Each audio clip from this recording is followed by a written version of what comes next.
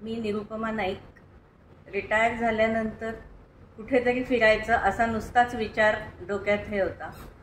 पण कुठे आणि कोणाबरोबर जायचं? मंदिरांचा अभ्यास करत नाही, पण मंदिरांची माहिती ऐकायला आवडते. म्हणून आधी हम्पी बदामीची ट्रिप करायचं ठरवलं.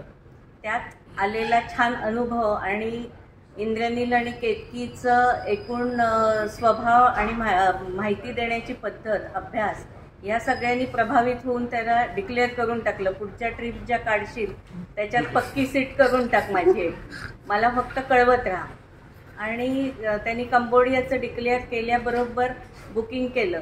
यावेळेला माझी मैत्रीण बरोबर नव्हती, तर इंद्रनील सारखा, काकू जरा पार्टनर पण शोधा हो, तुला न्यायचं का नाही तू ठरव, मी बुकिंग केलं.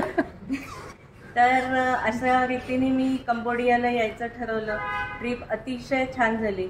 नरेंद्रच्या अभ्यासाने अवाक व्हायला झालं, कारण आपण काही इतकं सगळं वाचून सगळं डोक्यात ठेवू शकत नाही. आत्ताही त्यांनी जे सांगितलं ते सगळं डोक्यात राहतं असं नाही, पण काही काही स्मरत राहतं, त्याचा आनंद घेता येतो.